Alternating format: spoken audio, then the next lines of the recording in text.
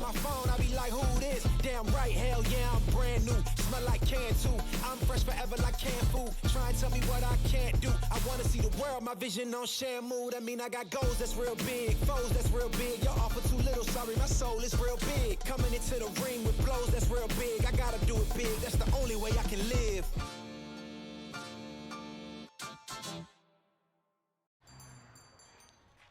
What will you like today? Another Cloud 2 classic? I'll stick with the usual. Maybe take a little bit off the sides.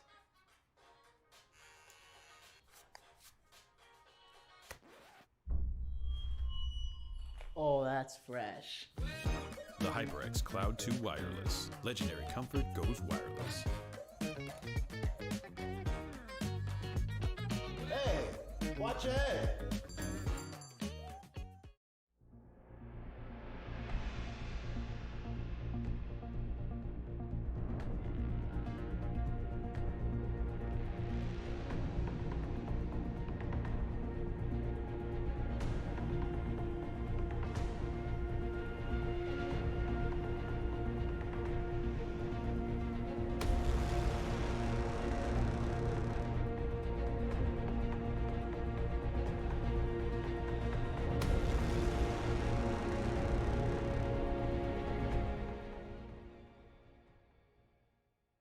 What sound experience would you like today?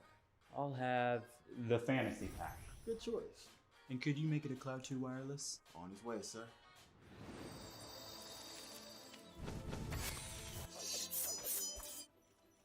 Sounds amazing. The HyperX Cloud 2 Wireless. Legendary comfort goes wireless. Ain't accept and ignore, just kicking down all the doors. Guarantee you, boy, if I ask for it, it's gotta be real big. I gotta make it just for my kids and for their kids' kids. That's wealth years and years. Promise my brother soon as he out and finish this bid, we finna do it bigger than anybody ever did. The odds is real big, jobs that's real big. Satan trying a little, my God is real big. Stayed up on the ground on the cars is real big. I gotta do it big, the only way that I can live.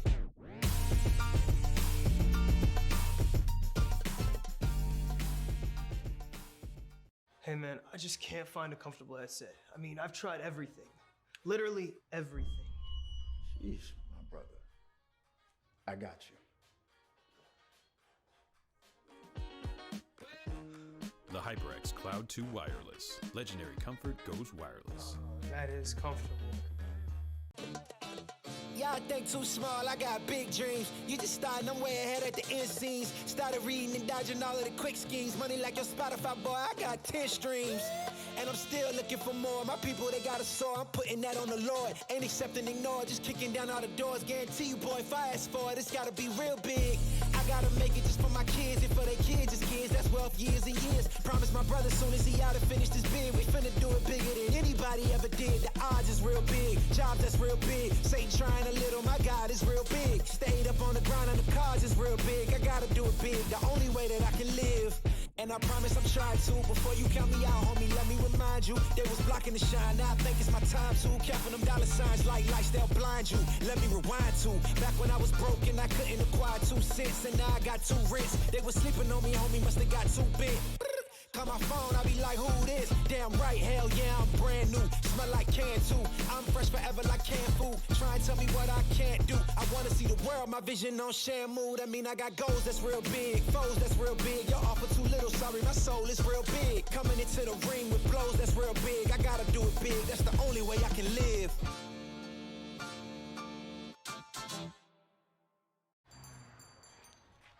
What will you like today?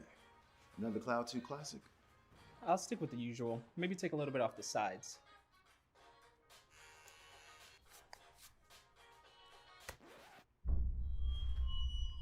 Oh, that's fresh.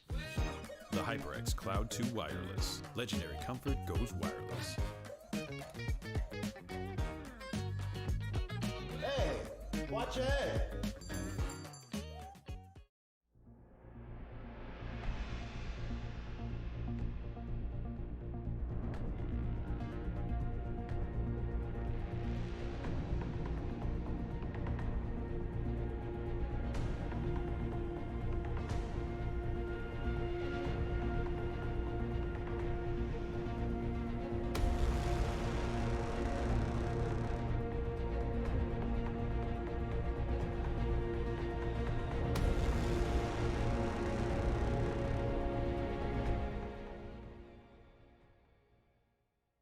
What sound experience would you like today? I'll have the fantasy pack. Good choice. And could you make it a Cloud 2 wireless? On his way, sir.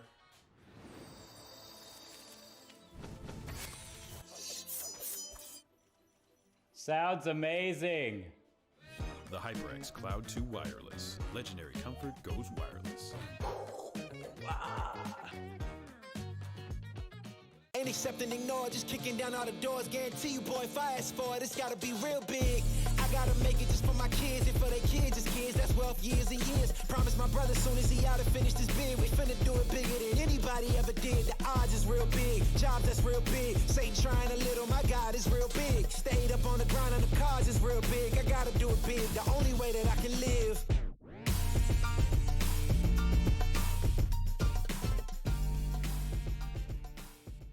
Hey man, I just can't find a comfortable headset. I mean, I've tried everything.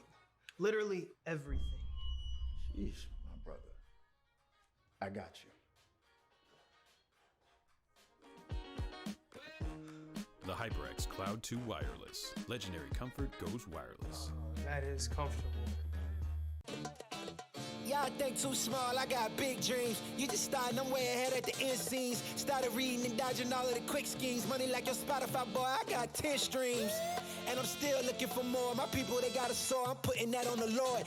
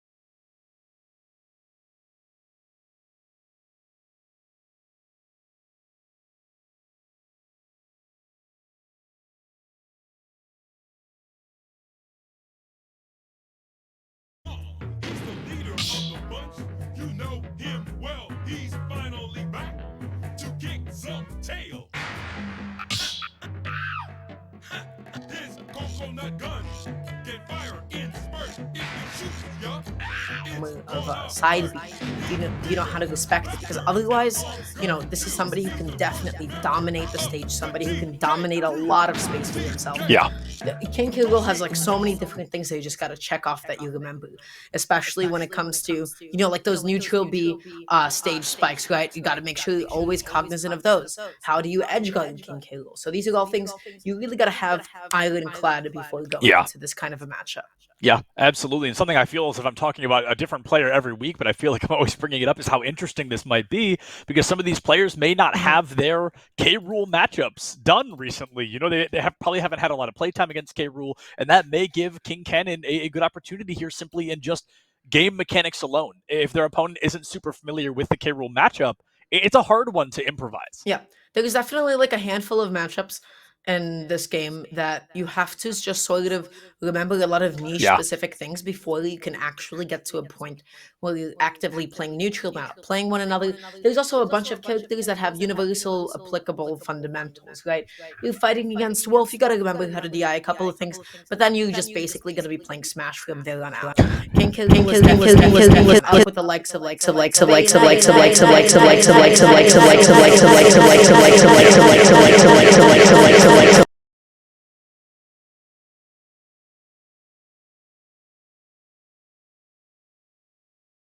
absurd amounts of percent and make every single last hit count, because he can out poke you, he can out chip you every single day of the week. It is a heavyweight, so it's all of his swings are just going to do so much damage. Yeah, and I believe we're going to be jumping in just a minute. I'm not sure if we're doing a button check, perhaps, because we are. I know. Look at that! What good timing! And okay.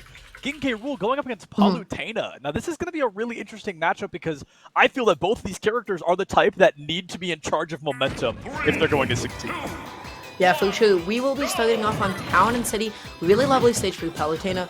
You have the ability to go through some platform extensions and a good jump call out already with auto vertical.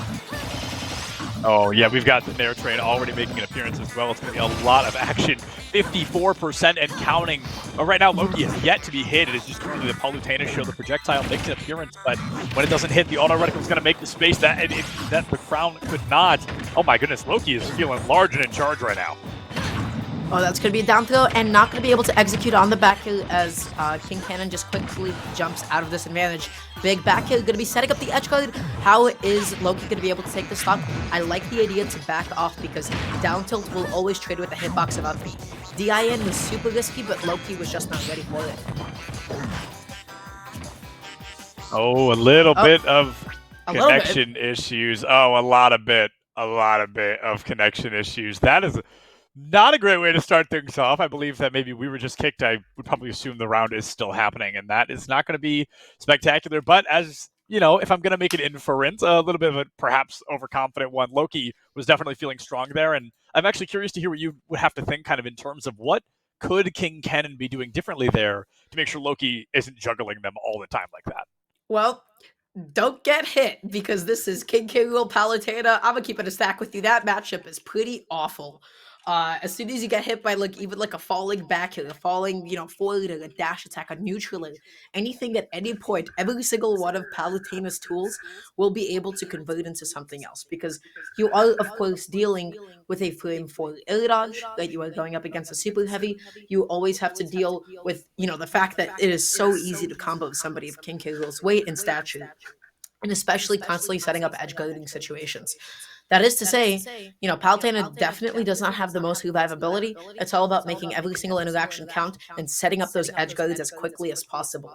I feel like the name of the game for King Cannon is going to be, how can I just get Palutena off stage? How can I, drop off, double jump, neutral or something, and keep her out there? That is not an easy feat by any means. This is a matchup that a lot of Palutena players consider solved. Yeah. Absolutely. Palutena is in a great opportunity to succeed, not only with those auto reticles, but simply the fact that King K. Rool is such a large body, one of the largest in the game. He's very easy to juggle, and that, like I mentioned at the beginning, feels like what Palutena is really all about at the end of it. She's just constantly looking for those opportunities to strike, those opportunities to juggle, and it's just been, before we were, very abruptly removed from the server, it was just the Loki show up until that point. Yeah, for sure. So we're just still going to be waiting for the match to be able to come back online for us. So once again, everybody, my apologies for all the technical difficulties. Super Smash Brothers Ultimate Wi-Fi is what it is, and it is not good because like one packet loss, I believe, is enough to be able to disconnect, the plays.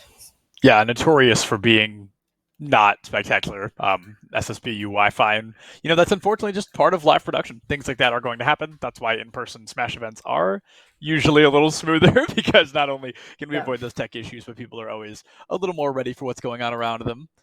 I think we just honestly kind of have to wait this series out. If I had to guess, like I said, those players are probably still playing, and we'll have the intel on who won that. I would assume pretty soon here. Yeah. So the only kind of analysis that I will be able to do is I think somebody is going to be able to win. True. Yeah, and we don't know who that's going to be quite yet, but we could definitely think about it really hard. And that's the best that I got for now. Well, what we can talk about right now is how important each individual stock is in this crew battle style. We're seeing a traditional crew battle where if you win, you move on to the next fighter with however many stocks you had left. So if you have 3, obviously that's the best case scenario. And it looks like the winner is going to be Loki, the Palutena, with 2 stocks remaining. So that's a great way to win that. You've only down a single stock, and that really puts your team in a very, very comfortable position moving forward. It seems like Palutena King K. Rool is truly Palutena King K. Rool. I wish I'd be able to give like a little bit more insight into the match as it transpired, but alas, we were booted from the arena, and that is no longer the case. But that does mean Loki, representing SJU, is already going to be sitting at 2 stocks. So you know what? That's the kind of a lead you definitely want to open off with, just exhibiting so much prowess already so early on into the crew battle. It seems like the next opponent for SJU is going to be DBU's very own Tonki, I believe. Let's see. Torchy, not Tonki. I don't know where I got Tonki from. Torchy. It's going to be Torchy the Yoshi. Oh, Yoshi V Palutena. Now that's going to be another matchup that is just, I don't know, it's not bad per se. It's just clunky. It's just a weird one. I feel like both these characters are still in that position of needing to be in the driver's seat. I feel like Yoshi a little bit less, can play a little more patient and maybe a little slower, let Loki overextend a bit. But Loki, as we've talked about on Palutena, has got to be just constantly slamming into their opponent. And this is like a very good matchup where both characters kind of shut down each other. I had the pleasure of being able to commentate Suarez going up against Goffalo this very weekend at Glitch Infinite. And it's like, as soon as Yoshi gets Palutena off stage, assuming Palu doesn't have a double jump, she's going to be forced to go to the ledge. Yoshi has an extremely active neutraler. So you don't even need to time that thing. You just need to have a net. You just got to look and be like, oh, wow, that's an up B, and just press your button. And it will hit every single time, I promise you. But then similarly, Palutena does a really good job of just shutting out a lot of Yoshi's approach options, specifically with retreating aerials, which are a lot safer than Yoshi's, and a lot of auto reticles to be able to catch jump-ins as well. So it's definitely going to be a very either slow pace match, or if Yoshi's able to get something going. I mean, we've seen like those early spikes every single day of the week. Absolutely. Yoshi is not a character that we see traditional combos or this faster combos happening with, but when they do, it's a blink and you miss it moment. We're going to be jumping right back into the lobby. Here we've got Torchy V Loki, like we said, Palutena v Yoshi, and it's going to be a complete brand new matchup. However, Loki does have to SD right out the gate, has to get rid of that stock, so it's going to be a 3v2. A great opportunity here for, Torchy, right? You've got that inherent advantage.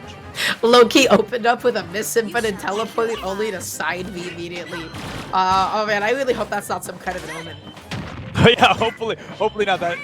You've got to get rid of the stock, but let's make sure it is going to be a great opening. And oh my goodness, to think how dominant Loki looked early just for Torchy to come in and just be really putting the damage away. 50% already. To be fair, Palutena can make that up pretty quickly, but Torchy definitely is not going to let them find that early.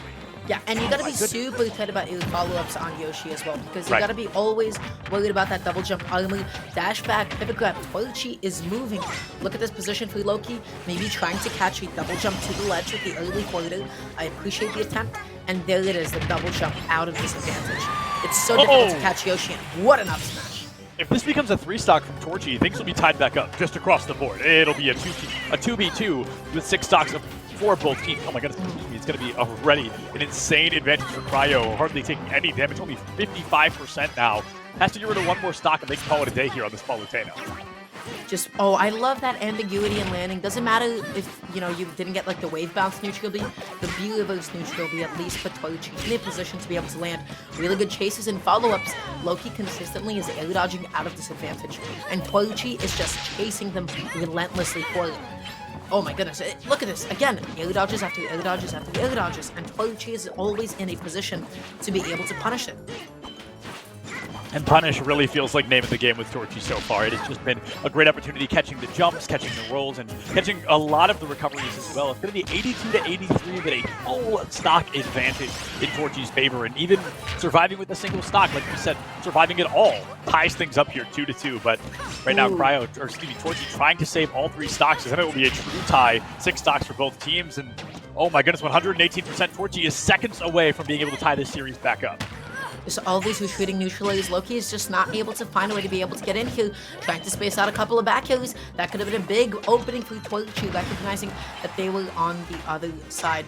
Now this is Torchy's ledge trap to be able to find, and just ends up putting Loki back on. Big damage for Pegleg to down. Now, you've got to make sure this lead counts for something. Right. As Palu. That's what I'm thinking. You've got to make sure the lead counts. But, oh, Torchy is just not going to let that happen. My goodness. That was only, what, a 3-minute match, I believe? 2.5 minutes, 3 minutes. And Torchy walking away with all 3 stocks on the board. Yeah, it seemed like from the very beginning, it was just Torchy going like, you know, full steam ahead. Loki was constantly playing on the back foot, constantly getting a lot of the defensive options shut out. Torchy was covering a lot of air dodges, and every single time Loki, you know, was either like mispositioned, right? We saw like a lot of poorly spaced back hits, or those air dodges, and as a result, Torchy was just able to get hit after hit after hit after hit.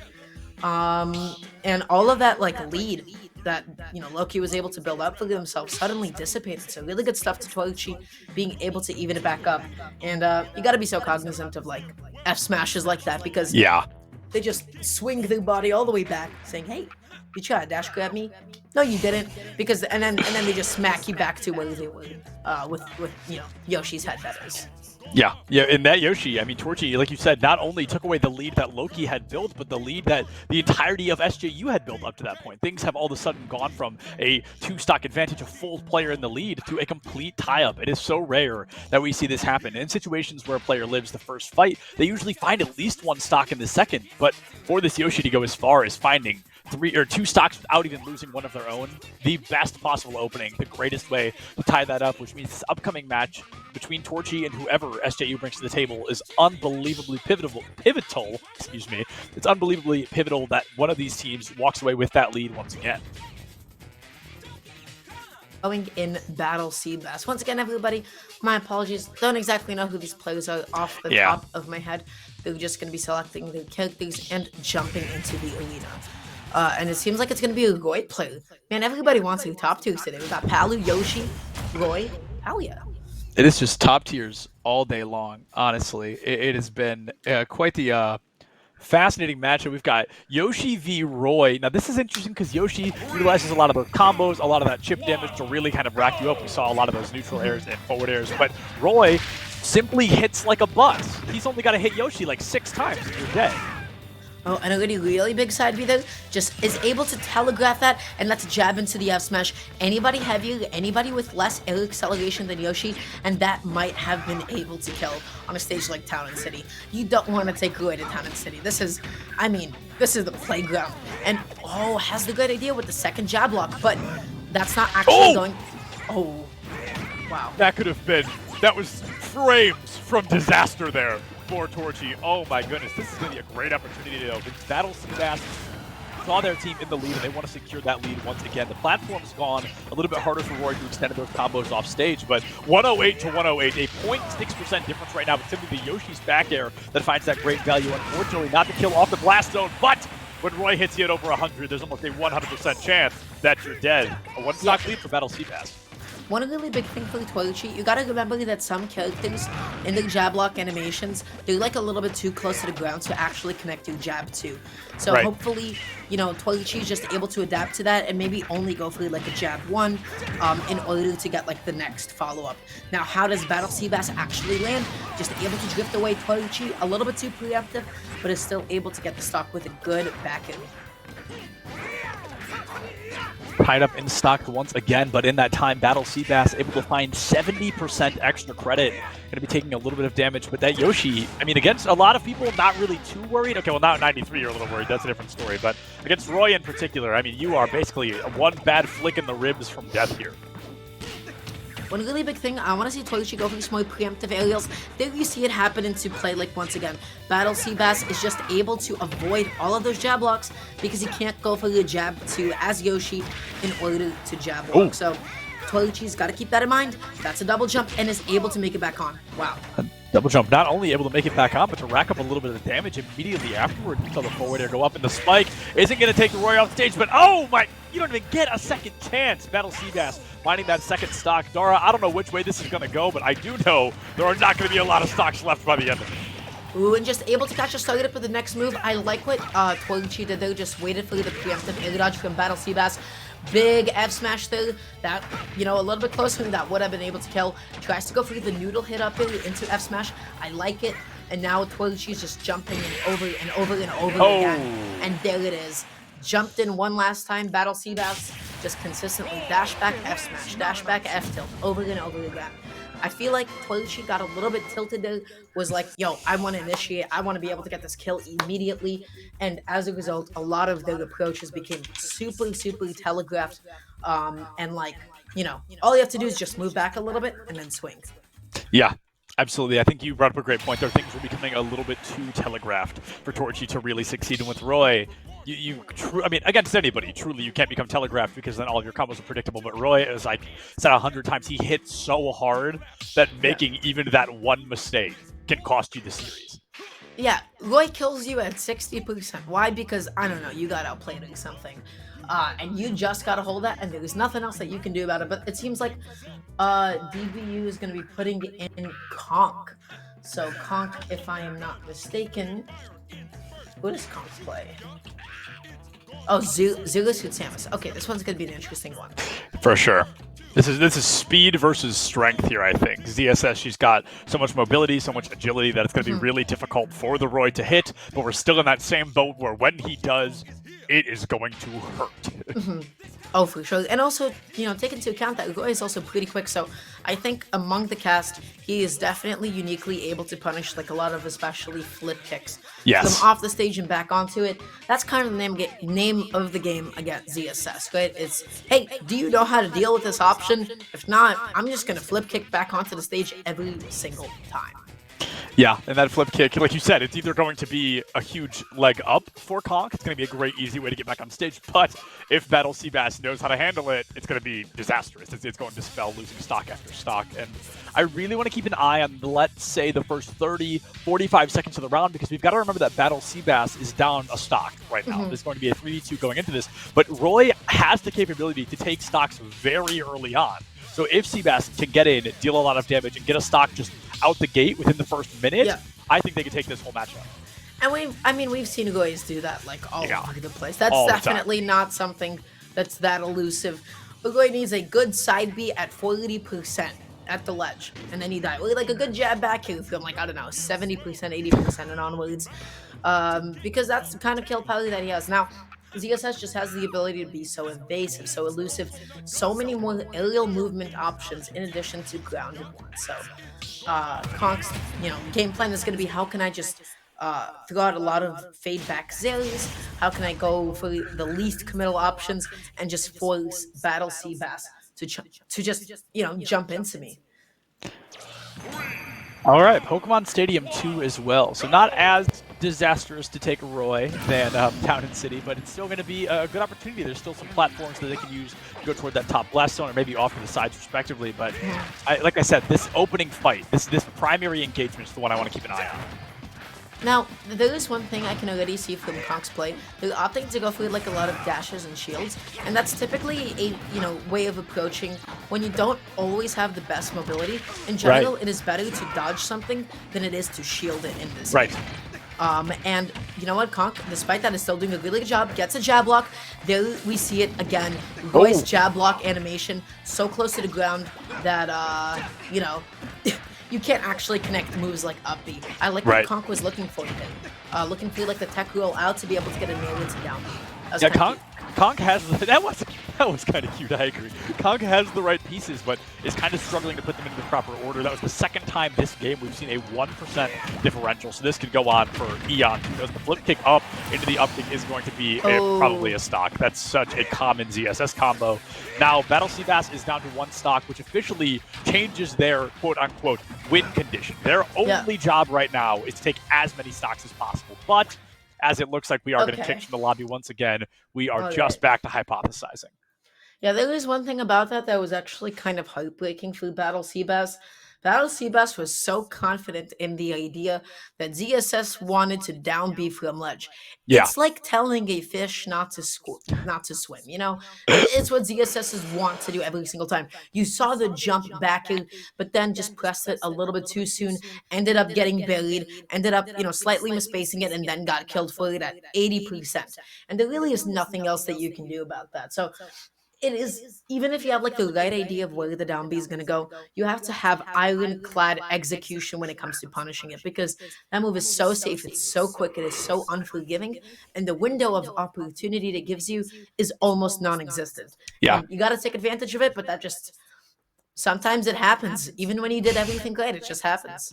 It really do be like that sometimes. It truly do. And like you said, you've got to be really careful. You've got to be calculated with your punishes, because if you whiff a punish, it is just as punishable. So it is a very dangerous game to be going in looking for those punishes and those engagements. And I can only assume with the speed that was happening that this round should end at truly any minute. I mean, that was really going to be a very quick one.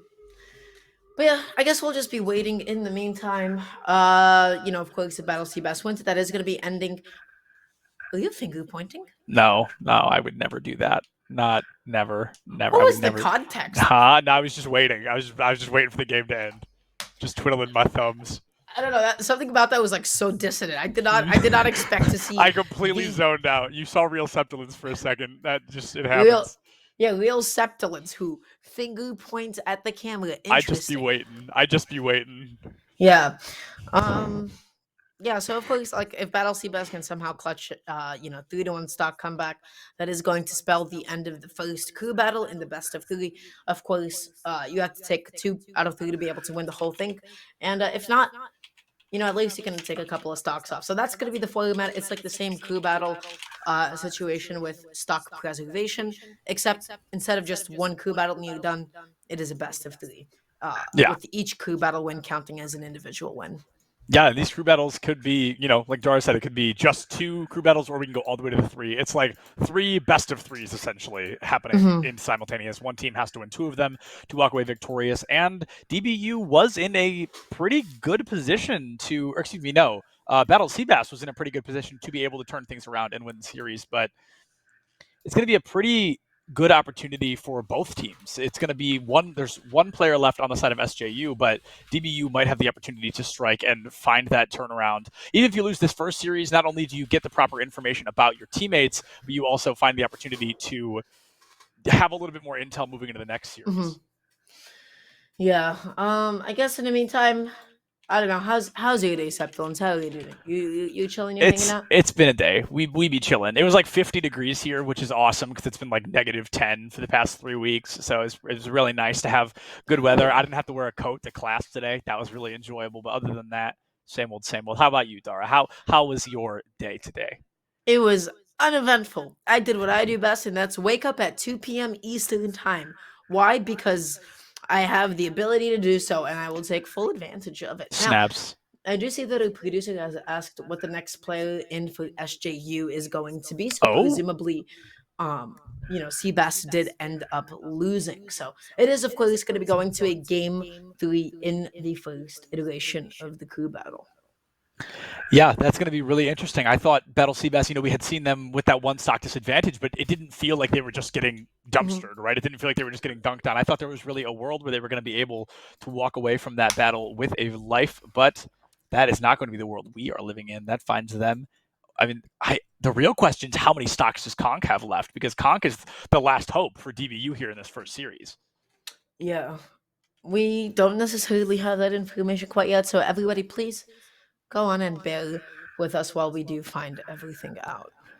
Every time tech issues happen, I always say, as is the way of live production. It is unfortunately something that is unavoidable. But what we do know is that JJ will be subbed in for the side of, not subbed in, they will be put in for the side of SJU. I don't think I know much of anything about this fighter, but we don't have the like SJU JJ, roster available to us. Literal, I was going to say literal, just shot in the dark, Incineroar. That's my guess. What gives that away? I don't know. I feel like you gotta have a little bit of rationale. You have nothing to back that up. Literally Everybody, 0 things. We are filling. We're professionals. We're pros at this, I swear. Yeah, I guess in the meantime, Septolence, who are you? What do you do? What are some of the other things? Actually, you know what? Enough about me, Dara. I've said enough. Yo, I was close. Considering that was a shot in the dark, I'm lucky I got into the same franchise. Yeah, you got at least one of the Pokemon going. So we will be seeing Pokemon Trainer going up against ZSS. I think Ivysaur so important in this matchup. Just because, hey, you got down B callouts like there's no tomorrow with, Ivysaur up and really going to be generous to be able to it's just one like that. Ooh. Fascinating. It's going to be only one stock lost by Conk in that last matchup. And like you said, Ivysaur is going to be insanely important here. It's all about how well you can play each of the Pokemon. Pokemon Trainer, one of my favorite characters in the game to watch. And I hope that JJ can bring that to light and give us a little bit of a show. Right now, able to catch out Conk, but with Squirtle in particular, I think you're going to struggle because a lot of Squirtle's natural advantage is his speed. But when ZSS is nearly just as fast, you really don't have that primary advantage. Yeah, a really big thing is like the low percent follow-ups as well. JJ is constantly at like a really awkward spacing to be able to get F-tilt into something, or like falling forwarders, or like some of these falling downers as well.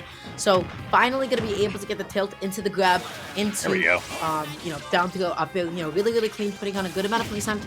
And now we see the Ivysaur come out.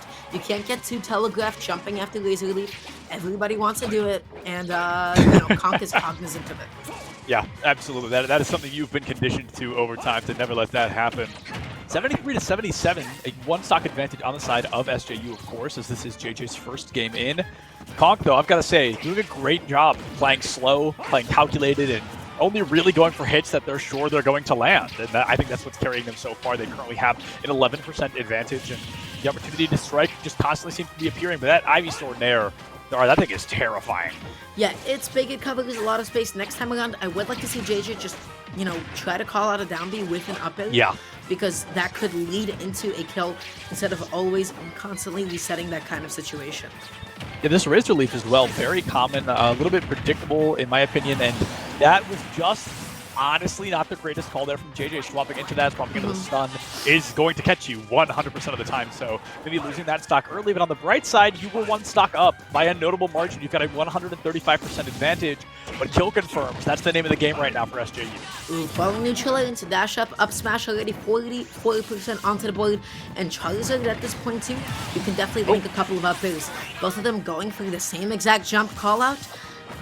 JJ only won that because Pokemon Trainer's jump is a little bit shorter than ZSS's. Right. So finally going to be getting Conk onto the last stock. Yeah, Conk down to that last stock. With the way they're playing, something tells me JJ may be meeting them there in just a moment. JJ able to grab the grab into down throw, but unfortunately not the follow-up. The combo drops straight away. Speaking of drops, Conk gonna miss that up special as well, so a lot of whipped moves just back to back to back here. 85% for JJ. You're supposed to get off Squirtle around what, like 50? JJ could definitely take advantage of those whiffed up Bs a whole lot more. JJ's going up for like a jump up B, and at that point you can't do much else out of it. Down smash into up B, especially on Squirtle, you're just gone. Yeah, Squirtle's like the same weight as a paperclip, I think, so he is not somebody you want to be caught on in, especially a ZSS up special out of, what was it, 90, 100%? That is a guaranteed death sentence. Down to the final stocks, and somehow Conk has gone as far as bringing this all the way back, only a 10% differential. Gaps open to just a little bit more for SJU, but with the way JJ's been struggling to keep these engagements, I think Conk has a really good chance of turning this around for Dallas. I like that wait from JJ at the ledge. Not just needs to find a way to be able to land and get back onto the stage. Conk giving up a little bit too much space. Now they're back in neutral, and in fact, Conk, they're both just looking for that big hit, both trying to get a read on one another's movement, but nothing but straight hits yet. Nothing but stray hits, indeed. That really feels like the name of the game for JJ. Earlier, it was the struggle to get kill conditions, and now it's just the struggle to get hits in just their entirety. It's going to be a lot of back and forth now on the side of these two fighters. Only a 9% differential. JJ looking for just a very easy kill confirm. Maybe going to go for something as risky as a flare blitz, but to do that is almost a death sentence in itself. Oh, that's so dangerous. JJ jumping with the back turn towards Conk. You already know what they're looking for. They want that back turn. And now JJ is just getting called out on every single one of these jumps. Conk just being so patient. Oh! And there it is. Charizard up smash. One of the most reliable ways for Charizard to, take out some stocks. Able to scoop it up.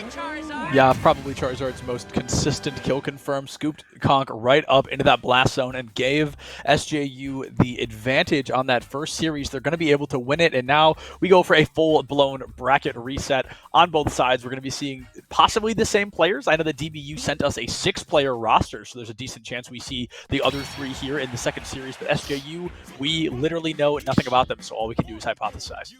Yeah, a really big thing, I think, from that last set, obviously when you're playing at a 3-2 stock disadvantage, I think had that been just a 3-3 stock, that definitely would have been Conk's game. They were going through like a lot of jump callouts. JJ was just getting caught up in a lot of them.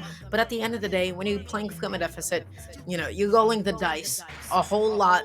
The odds that you will get a positive outcome is substantially lower. You'll be finding yourself jumping into so many more hits. And JJ was just able to clutch it out. What I'd like to see from JJ, if we do see them happening and playing again, I would like to see a little bit more patience. Agreed. Punishing something, right? Like you see the up B whiff, you have the opportunity to get like the biggest punish possible. So sit there, plant your feet, wait, and then you can get F tilt, down throw, up airs, down airs, and all of this damage that Squirtle is known for. JJ definitely did not take enough advantage out of those, and as a result, even though they still won that game, it was a lot closer than it should have been. Yeah, without a doubt. And I think that's a really great point as well, because at the beginning of the series with our King K. Rool and Palutena, we were talking about how important it is for those fighters to kind of keep themselves in charge, control the dynamic, and control the momentum of the matchup. But when you're playing Pokemon Trainer, you don't necessarily have to be playing that same way. You can be playing a lot slower. You can be looking for punishes a little more often. And on Ivysaur in particular, that goes a really long way. It takes one whiff for an Ivysaur to basically 0 to death you, and it's all about that patience for Pokemon Trainer to really succeed in matchups like that one.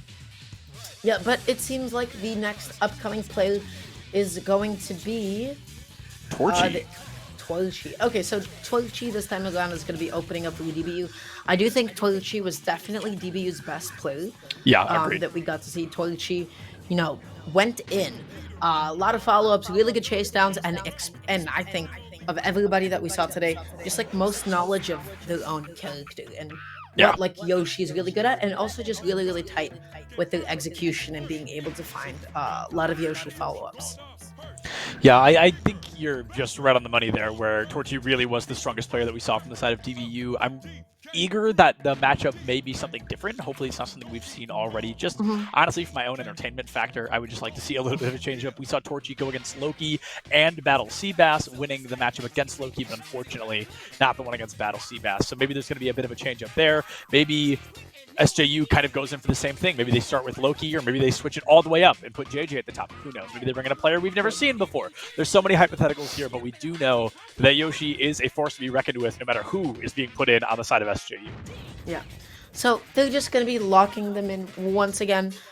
Torchy, if they can establish that big lead and just let the rest of the team clean up, that's going to be so huge and vital. I am surprised that DBU has not opted to put Torchy as the anchor of the team, because you typically save your anchor for the clutchest moments possible. You give them the most amount of time to be able to watch everybody else and go into the game with as fresh of a mindset as possible.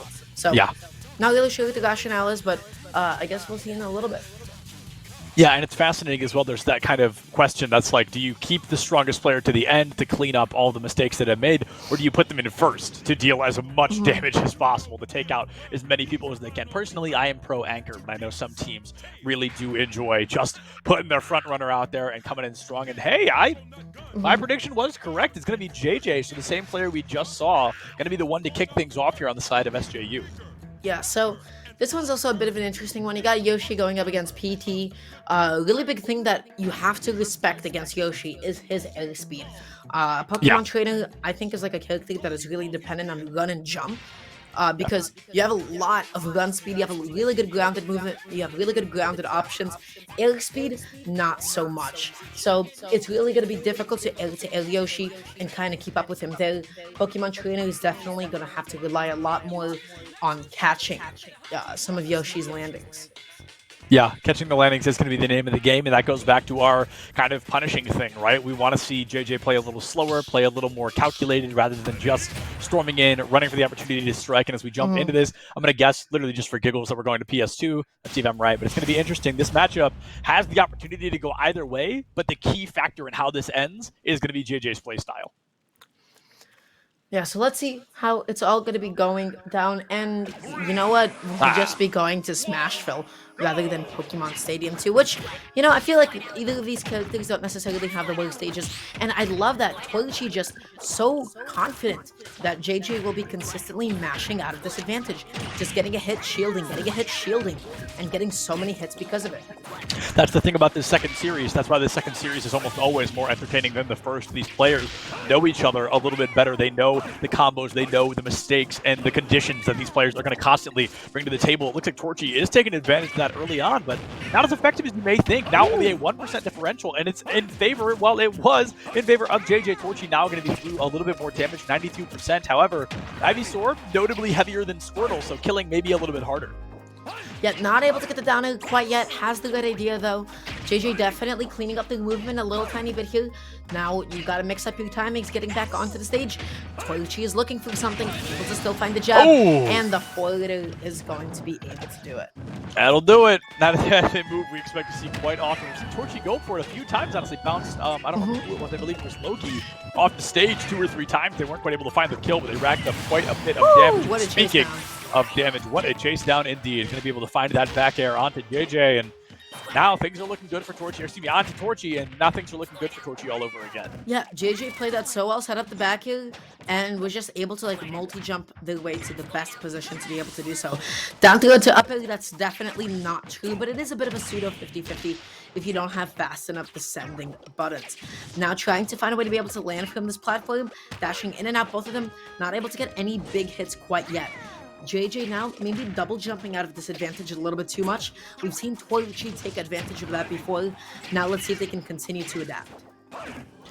Adaptability is the name of the game. We wanted JJ to do it, and I've got to say we've seen some pretty positive progress so far. However, I'm just not sure it's enough for them to win this matchup against Torchy. As we agreed, Torchy's strongest player on the side of DBU, and they're really trying to show SJU that right now. They're trying to take this player offline. Every stock so unbelievably important. Both of them have lost one already, but JJ's second stock is going to be taken, and honestly, I mean, this could be the last time we see JJ today. Who knows? But if Dallas wins this, of course, we go to that third series. Now dashing in, shielding, just trying to find a way to be able to get this kill. One good back kill, one good F tilt, she'll be able to do it. And I love that patience from JJ. Dashing, shielding, baited the high egg, and Torchy maybe getting a little bit too greedy with the recovery. And you know what? You can't challenge Charizard's out of shield. Both up smash and up B. So powerful, so menacing. Menacing indeed. I honestly am quite impressed with how this matchup is as close as it is so far. I mean, I feel like we really were seeing JJ struggle a lot more in that previous matchup up against Conk, and maybe that was unfamiliarity with playing ZSS, or maybe just a little bit of nerves, but to hold this strong against Torchy, who is probably the best player on the side of DBU, is very impressive. Yeah, no, JJ's punish has definitely been on point. All of these tether cancels getting so tricky, but now this position is such a nasty one to be in. JJ is going to be able to make it back safely, gets back onto the stage, but constantly getting the dashes and jumps called out. Yeah, we see Torchy getting really hyper-aggressive. We see the up smash attempt from JJ the very same way they ended their last series that we saw them in. 120. I mean, Torchy needs a half-decent hit here, whether it be a tilt or a forward air or a back air. Anything truly will seal the deal now. You just got to get that Charizard off platform and let him stay there. Catches him once again. However, the egg going to fall a little bit short. The iframe's coming through, and JJ gets back onto the stage. Yeah, Torchy right now just jumping, JJ just jumping out of Torchy's area of effect, not respecting the descending hitbox of down B, and there it is, a well-placed forwarder is going to be able to take that stock, with Torchy only one to spare. Yeah, one stock remaining. I mean, you've won the series, but at what cost? There's truly a very likely opportunity for the next player to come through and take Torchy out straight away without losing a stock, and then you've tied things back up 2-2 again. We saw that already in the last series. We were tied up 2-2, and there's an even stronger opportunity for that to happen here in the second series. But yeah, so going into game number 2 of this crew battle, who was it last time that actually cleaned up the stocks on Torchy? Battle Seabass. Yeah, so if I'm SJU, I have no reason not to be sending Battle Seabass in, especially when you got Torchy only one stock remaining. Your motivation is just to be able to even this up, to be able to clean this up, right? And minimizing the amount of stocks that you lose in the process. So definitely now is not the time to be taking those kinds of risks by tossing in anybody else. Yeah, definitely not a time to be taking a risk. And SJU, they're in a really good position just in terms of being up 1 point, right? They won the first series. All they need to do is win this stock, tie things back up 2-2, and really try to run away with it afterwards. But they could sub in anybody they want. We could see Battle Seabass. We could see Loki. We could see somebody we've never seen before. I would be curious to see how Loki would fare against Torchy once again, because Torchy beat them last time with a 1 stock advantage, right? So if Loki comes in with a 2 stock advantage this time, that'd be quite fascinating to see if they're going to be able to win it. Torchy did 3 stock them, so I don't know. It would be interesting to see that dynamic, to see the dichotomy of kind of what has swapped between them as we move into the second series. Yeah, but we don't have an answer for you guys quite yet. Nobody has been locked in yet. Nobody has been confirmed yet, so we're still going to be waiting. Everybody, thank you for your patience once again. Of course, as a quick little reminder, DBU is up 1 game. Oh, excuse me. SJU is up 1 game in the crew battle. Yes. So that means they need to win this entire other crew battle to be able to take the whole thing. Whereas DBU has to take this and the next crew battle if they want to be able to take this one home. Yeah, this is going to be fascinating. DBU, they're clawing out of a deep pit, so to speak. SJU find themselves up 1-0 in the series so far. But DBU, they've got the numbers advantage by a single stock. It is 5 stock, or no, wait, it is 7 stocks to 6 stocks right now. And DBU's Torchy, we saw them 3 stock somebody earlier today. If they could do that once again, technically a 1 stock. But the point is, if they can win without losing a single stock, that'd be a huge opportunity. And I still believe, oh, there we go, that somebody has been subbed in. It's going to be Loki, the Palutena. So my wish here is going to come true. We're going to get to see this Palutena go back up against this Yoshi. Torchy 3 stock once, and Dora, it's even more important they do so this time. Yeah, so let's see how it ends up playing out this time around. We will no longer be on Smashville, as we will be jumping into Town and City. Last time, I mentioned this is a pretty good stage for Palutena. Big platform extensions. You can definitely get a lot of kills off the side. But the question is, can you adapt to a lot of Yoshi's, non-traditional recovery options? High up Bs, high double jump armor. You definitely have to let go of your traditional Palutena ledge trapping flowchart going into Yoshi. Oh, speaking of Yoshi, we're going to see Torchy once again just really coming out the gate strong, able to find 30%. The auto reticle going to miss, and oh my goodness, Torchy is coming in hot. Torchy's only goal right now is to find as many stocks as possible. Realistically, statistically, you aren't expected to lose this, so the win condition for you, for your team, becomes to have Torchy take as many stocks as possible. If that turns into 3 stocks, I mean, that's just phenomenal, right? But if that's even a single stock, that could be the make or break for your team at the end of the day. Now, I want to say Loki's playing a lot safer, spacing a lot of back throws on shield, a lot of retreating ones as well. Torchy finally going to be able to find a back throw. Good shield from Loki despite rolling in there, and that was a very brave forwarder. Now going to be scouting through that up, going to be looking, does not find the up smash. Good jump away. Yeah, goes for the beam, not able to find it. The explosive flame comes out off the side of the stage, trying to catch that Yoshi's recovery. 110 to 89. I mean, Loki is one subpar hit, a couple of nairs away from being able to take this stock, but they are danger close to losing one of their own. The platform trying to make sure it happens. Onto the stage, it's going to be a missed dash attack from the side of Torchy. Misses the back air as well. This is just a game of roulette at this point on who's going to land that next hit. Dashing in, dashing out. That neutral was so committal. Is Torchy going to be able to find a kill for it? Not even on Town City. Yoshi dash attack, not really meant to be doing all that. Now just being so ambiguous with all these jumps, you can't be punishing even on a parry. Back air is so safe. Dash attack doesn't do it. Going to be looking for the up air, and that does it. That does it. 124% full rage and a dream. That was scary. That was super scary, but Loki is going to be able to take that first stock, or first and last stock off of Torchy. Now we are tied back up, 6 stocks to 6 stocks across the board. Yeah, since the last time that we saw Loki going up against Torchy, I think a really big difference is that Loki was playing a lot more ambiguous and the spacing was a little bit more on point. The back air timings were excellent. We saw this where Torchy was not able to get a parry out of shield up smash punish. And Loki was just able to definitely alternate between a lot of the options when they would jump. You would see empty hops, you'd see empty short hops, empty full hops, and then double jumping onto the adjacent platform. So definitely made it a lot more difficult for Torchy to get their tail on them. Yeah. And I think that safe play is what it's all about. We've talked, today's theme seems to be talking about momentum and just kind of controlling of the stage. And with that Palutena, not only did she keep momentum, did she keep the charge of the map like she needed, but she also did it in a much safer way. There weren't so many engagements. They weren't looking for the Nair trains. There was auto reticles and explosive flames all day long. And that's exactly what sealed the deal for Loki. It's a little slower. Perhaps it's a little more boring, if we're being honest. But at the end of the day, it's not about being entertaining. It's about winning. And Loki's looking to do just that. Yeah, so it seems like we will now be seeing Conk the Zero Suit Samus. Now, Zero Suit Samus Palutena, once again, everybody with their favorite funny little top twos.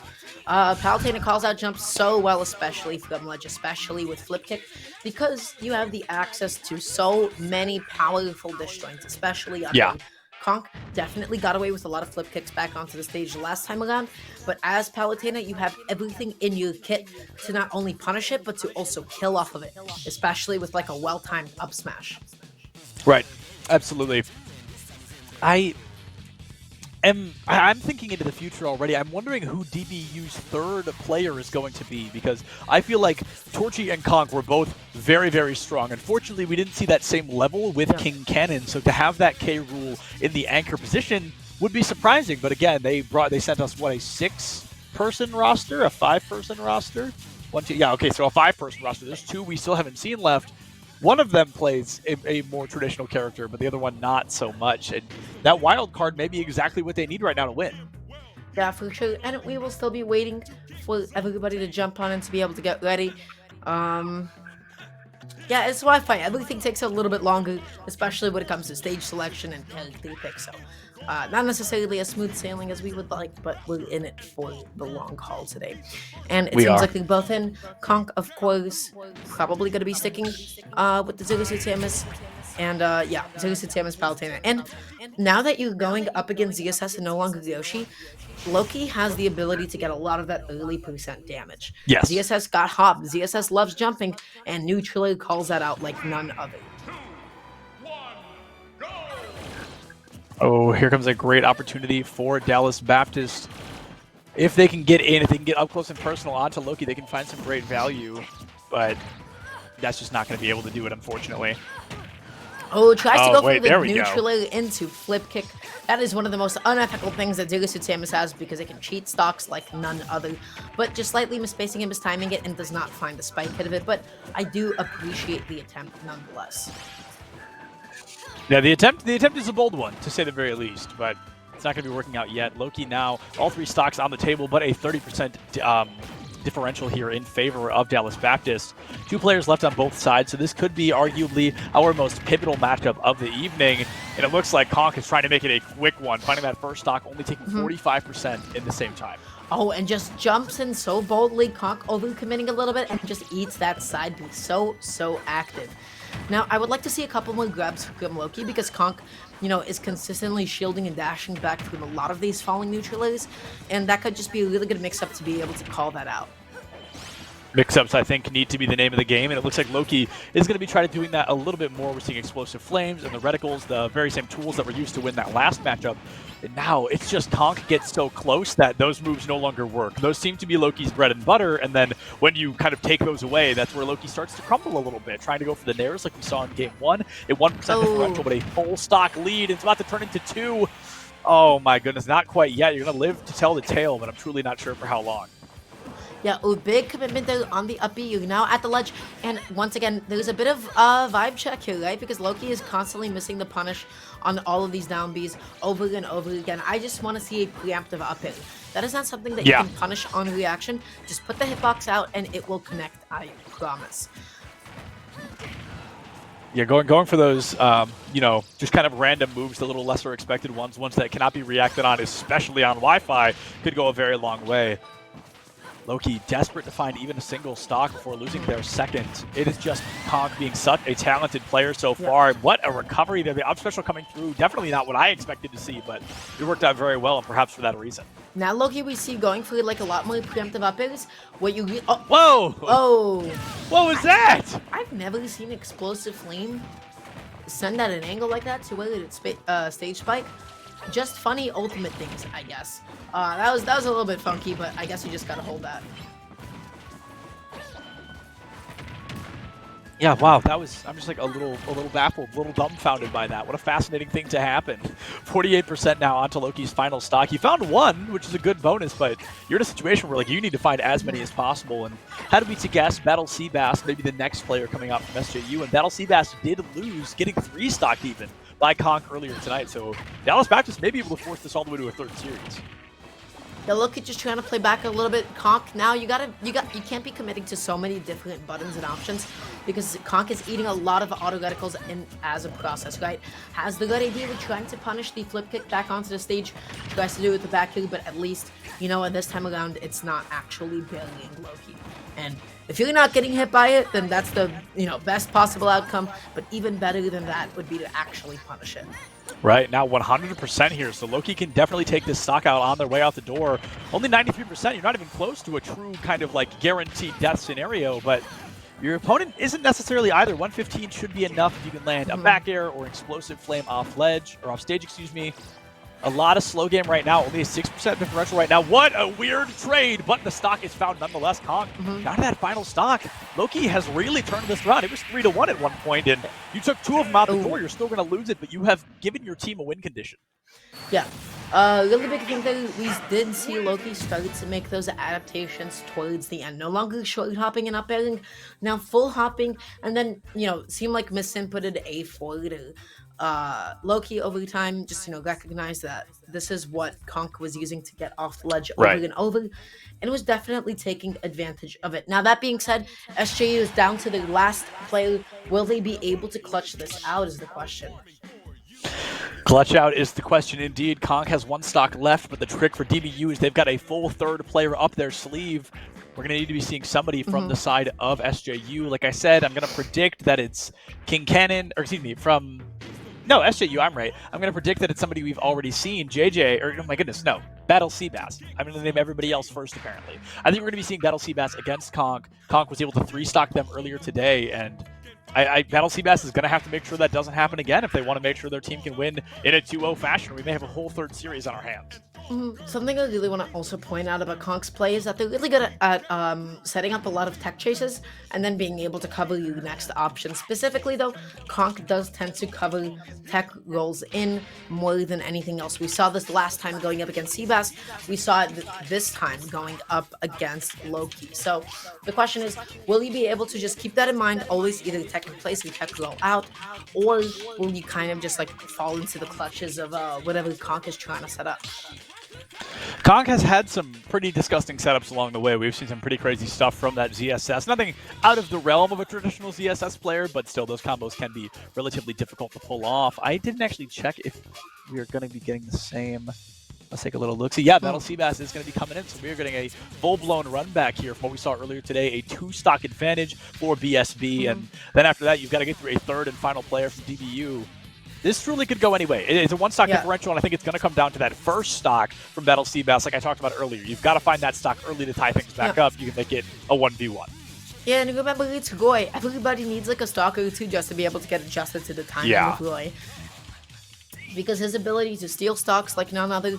If anything, we'd probably also be seeing the town and city pick as well. So you got to be so evasive, you got to be so careful, you got to take every single poke that you can. And for the dear love of God, do not eat a side beat. That is a technical win condition right now. Please do not eat a side beat, because that is going to be nothing short of a guaranteed death. Yeah, it's that Roy v ZSS. So no surprises, no last-minute character swaps. It's just going to be exactly what we know and love, what we've been seeing all night so far. Dallas Baptist, they are on series points right now. They can tie things up 1-1 and force a 3rd series, but maybe BSB has had enough. Maybe it's their time to shine. Yeah, we'll see how this ends up playing out, and they will indeed be going to Town and City. This is where every Roy wants to take you. This is their favorite stage, and for good reason. Those platform extensions even allow you to kill even sooner. So 2 stocks gone from Conk. Now it's 3-1 from Battle Seabass. Let's see how this plays out, Seth Thoughts. Let's see how it plays out. 3-1, and it's going to be Conk coming in hot here, coming in super early, able to find a little bit of damage, but that's the hard part about fighting a Roy is he's going to hit you twice and do the same amount of damage, right? So you're going to have to rack up an insane amount, 45% to 11. Conk is doing a really good job so far. I want to talk about the fact that they are keeping a great distance. Roy is obviously a close combat fighter. He's only got a sword to his name, and if you don't let him get close enough, he's not going to be able to do a darn thing. Yeah, ZSS definitely plays a keep away game like none other. I want to see those jump callouts from Conk though. Battle Seabass is getting away with Occupying Disguise, and there it is again, only catching tech rolls in. Conk keeps going for it over and over. I just want to see Battle Seabass either tech in place or tech away. Yeah, absolutely. It's got to be a bit of a change here. It's got to be a bit of a change in pace and play style, but BSB losing this stock guarantees a disadvantage for the remainder of the series. Even if they go into the next matchup, that'll be a 2v1 matchup in terms of stocks, 2v3. And I'm confident Conk could probably take 2. I mean, only 51%. You've only got 1 stock on board, but that's all Conk's with needed. The down tilt. You can't punish that out of shield. That is one of the safest moves in the game. That's the flip kick, and that's going to be an upbeat. Once again, that is the great equalizer. It does not matter who you are. That probably will hit you, and you'll probably die for it as well. Going to be looking for the back end here. Now the question is, will Battle Seabass snowball? Will they be able to get this kill? Side B doesn't kill quite yet, but the next one definitely will. Yeah, the next one is a guaranteed death at 88%, and probably a couple more hits come through beforehand. Gonna have a little bit of shield break, 93%, flip kicks up, and is gonna get caught out, but not the kill confirm. Just jumping in place, waiting through this opening, and it is able to find that sweet spot, F tilt pivot cancel. Really good stuff this Battle Seabass, and you know what? Only losing 1 stock, definitely can't complain. Yeah, definitely cannot complain. You lose 1 stock, it's a deficit, but it's not an impossibility, right? There is definitely an opportunity to shine, and going up against, hypothetically, let me take a look at who we had earlier. We had King Cannon. So going up against, hypothetically, King K. Rool, I'm going to give Roy the leg up there. I mean, not only does the guy hit like a truck, but King K. Rool is a massive hitbox as well, so there's going to be a lot of times that you can come in swinging. Of course, DBU has 2 players we haven't seen yet, but both of them are pretty big as well. It's a Kazuya and a Ridley.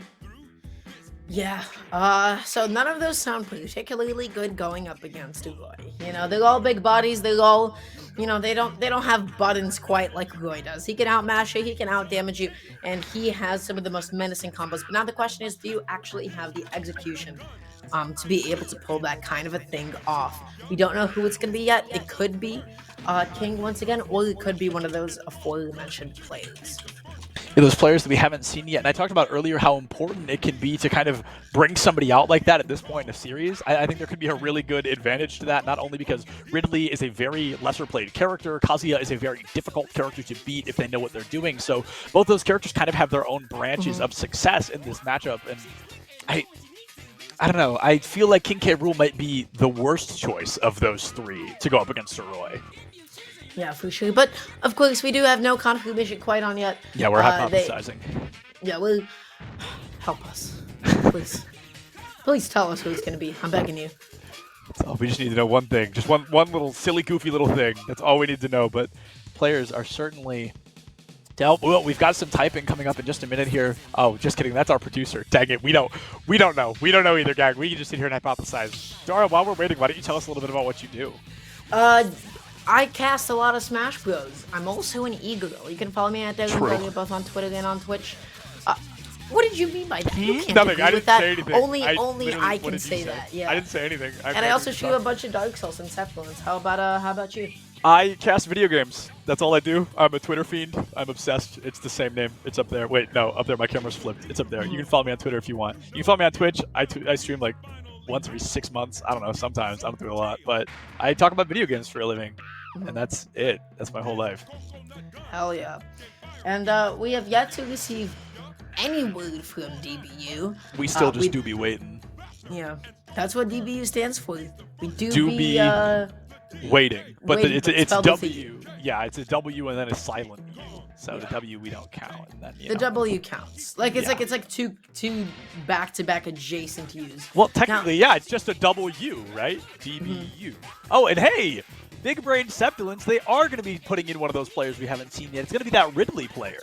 Yeah, so Ridley Roy is also not particularly amazing. Of course, the win condition is always going to be how quickly can you set up an edge guard, how quickly can you just toss Roy off stage, and then find some sort of like a cheesy neutral just to be able to gently shove him down. Now, granted, also keep in mind that SJU is up 1-0 over the Dallas Baptist, so all they need is just this one game to be able to win here.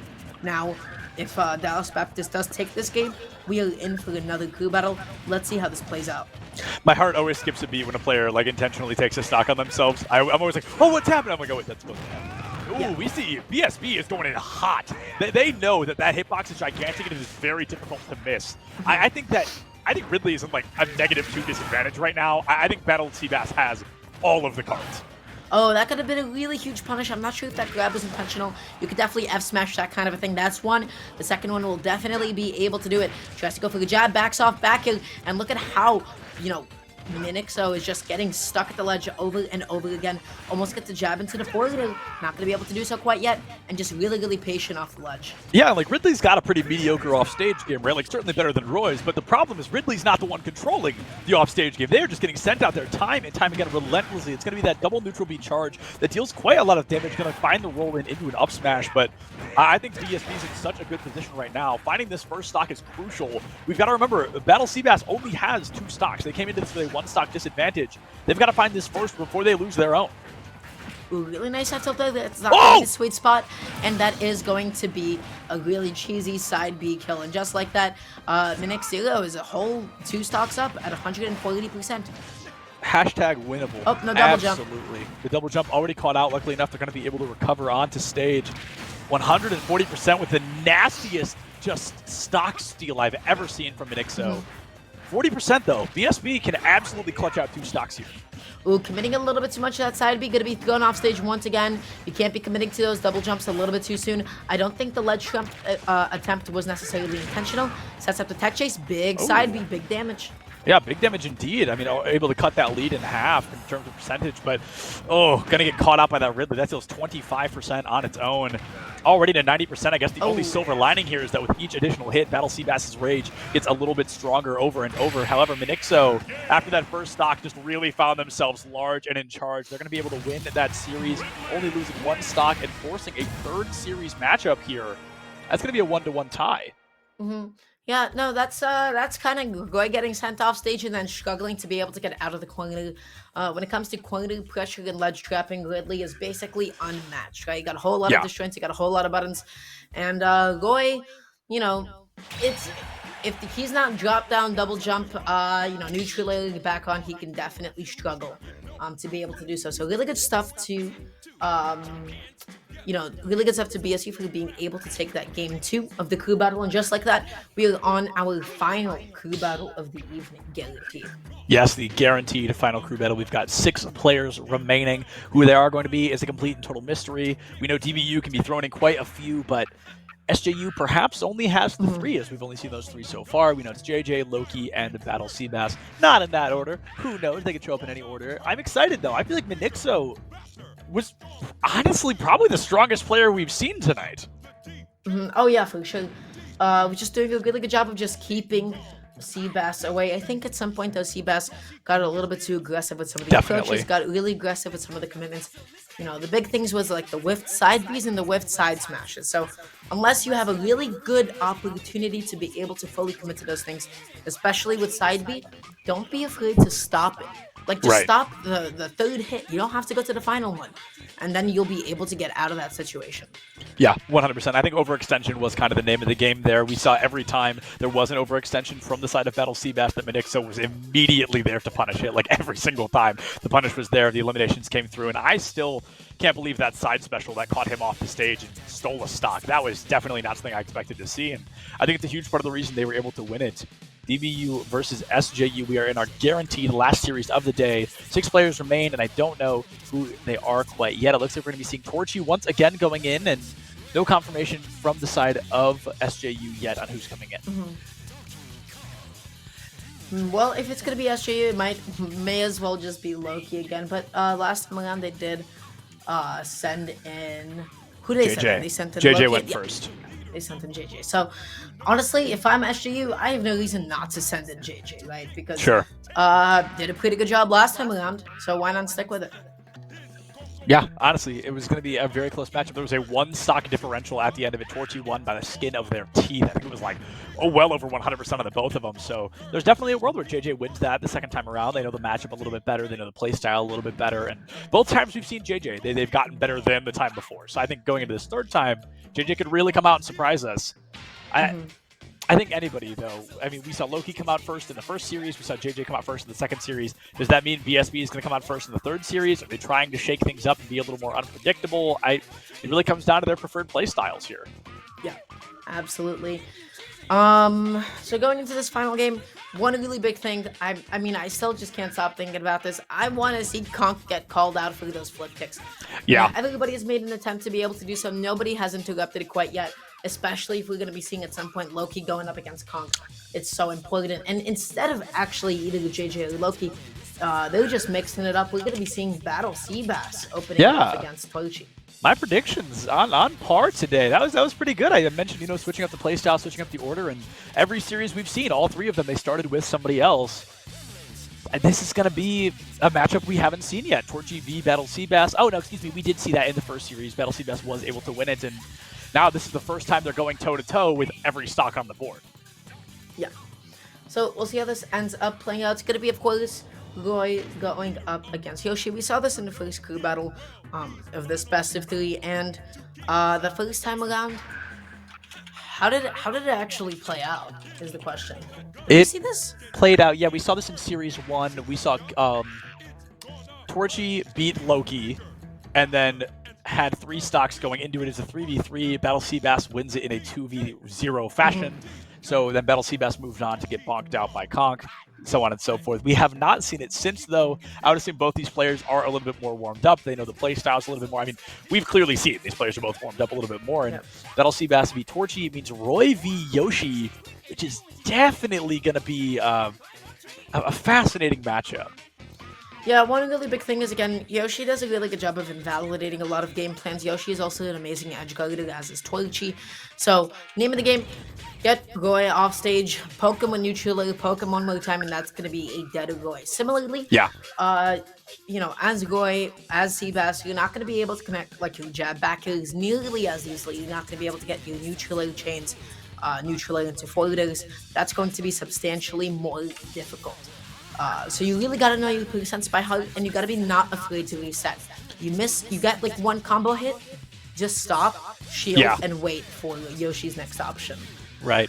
And it's funny because I wonder what's taking so long. We know they're not hesitating on character selection. They've both played the same character all night. Maybe it's a stage thing because they've definitely both got their strong suits right in terms of stages and aggression as a whole. Now we finally got somebody rolling into lobby, waiting to see what's going to be coming out. And it looks like later down the line, Bryce has kind of given us a little bit of intel. A player by the name of Bryce will be subbing in for Loki later in this best of 3, so that'll be interesting. We'll get a new player on the side of both teams. Yeah. Oh man, they're taking their sweet old time, aren't they? That's just been the theme tonight, I think. It's just these players taking their good old sweet time here at the ECAC, which, by the way, haven't talked about that in a while. Welcome, everybody. ECAC Esports, SSBU. If you want to try to follow on the channel, more things happen here. A whole bunch of things. There's Smash. There's Valorant. There's Overwatch. There's Rocket League. There's League of Legends. There's more stuff, I'm sure. I just can't think of it right now. So if you're interested in any of those things, have a follow on the channel. And all right, we're jumping into the game. It's going to be Roy v Yoshi, the matchup finally beginning. Yeah, so we'll see how this plays out. Once again, it's going to be about resetting as often as you can on behalf of Torchy, though. It's about setting up edge guards as quickly as possible, and also, you got to remember, your jab blocks will not be nearly as effective. Right. Because you can't be going for jab 1 into jab 2. You got to just jab 1 and then go for your finisher immediately. Let's see if Torchy is going to be able to apply that. Yeah, this is going to be it. Torchy versus Battle Seabass. And right now, honestly, a good start, right? A 3% differential, but we've seen BSB do this quite a few times where they're able to rack up some early percent, usually 30, 60%. And then after that, they really start to drop the ball and get rolled on just a bit. However, a great catch out there early on Torchy's jump. A bit of a funky trade, but one that happens nonetheless. Already 60%. A big side B.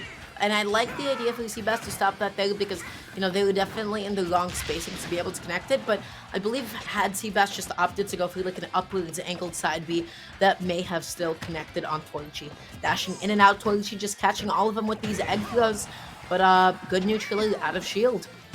A great neutraler out of shield, and the catch on a ledge. The iframes are going to end pretty quick, and the pineapple from Battle Seabass. That one's going to hurt, going to lose that stock early. We talk about how important stocks are, and to lose one of your own volition is really going to hurt. Oh, good drop on the shield, but then also Battle Seabass stopping the side B preemptively. Not really going to be working out for them as nicely as they would have liked it to be. Up tilt, forward tilt, up air, you know, really classic stuff.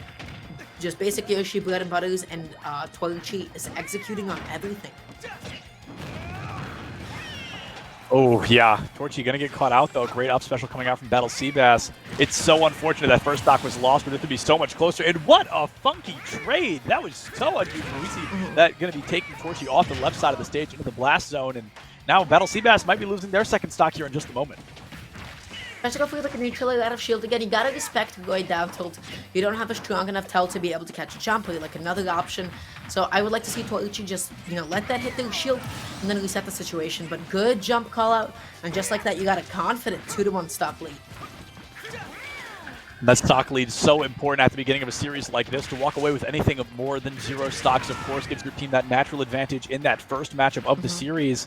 However, Battle Seabass looking to find that first stock on, or excuse me, that second stock onto Torchy, putting them to their third and final stock, but just none of that value going to be happening quite yet. They're just trying to egg lay off the platforms. I like all the attempts, and that's going to be big up tilt into up airs. 45% and climbing. Again, big adaptation I want to see from Battle Seabass. You got to go in with those dash grabs because Torchy is getting away with shield camping quite often. Oh, really nicely scouting out that up air though. Oh, no. Yep. That. All right, well, that's goofy. That much I'll say. Torchy able to win that first matchup with a 2-stock advantage, and that just puts that team in such a good position to walk away with it. I mean, DBU, they lose that first series, but Torchy has given them the opportunity to take the third by storm. You gotta know that situation. When somebody egg lays you off stage like that, you gotta, you know, just try and mash out with movement options only. So you can't jump out of it like that. Spin it, and you can't be like jumping and wasting, you know, like the time with the forward air when you're off stage like that. So that's just about presence of mind. That's just about like knowing the situation that you would put in. Right, absolutely, yeah. That was just very unfortunate to see a pineapple come through not once, but twice, and that will be the last we see of Battle Seabass here tonight. Just because they're gone does not mean their team is quite yet. We've still got at least 2 more players, or guaranteed 2 more players on the side of SJU. Looking great and if I'm so DBU, far. I'm chilling. I'm, you know, Absolutely. we already got a 2-0 stock lead going into this one. We're still sticking with our first player and one of our strongest as well, Torchy, just like so dominant throughout the crew battle. Yeah, dominance through the crew battle so far. I'm thinking the only time Torchy has lost so far is when they enter a series with 1 stock. That really seems to be it. Other than that, Torchy has been able to walk away victorious every single time, but going up against whoever the next player on the side of SJU is going to be, they obviously have that natural 1 stock disadvantage. Yeah, one really big thing that I would like to see from Torchy, no matter who the opponent that they will be facing off with will be, is just being a little bit more like cognizant of like what moves on shield do you need to respect, what do you not really have to autopilot like that. And if you do choose to like neutral it out of shield, you gotta fade back with it. You gotta commit to a direction. You gotta abuse what makes Pokemon trainers so good, and that's all. Oh, excuse me, Yoshi's so good, and that's all of that air speed. If you just neutral it out of shield in place, you will be hit for it. If you fade back with it, I promise you, almost nobody in this game is fast enough to be able to catch it. Right. Absolutely, and this is going to be fascinating as well because the second series we had this matchup making an appearance, but it was 3-3. Torchy won by a single stock. It was a last stock, last hit scenario. So to start this engagement with only 2 stocks, hypothetically puts JJ in a great position. Okay, and I'm just going to be looking for some sort of a jump call out here. Just dashing in and gets the jump out of shield there. Still in position just to be able to juggle JJ. And JJ has just been kept out this entire time. Up tilt, out spacing down it. Wow.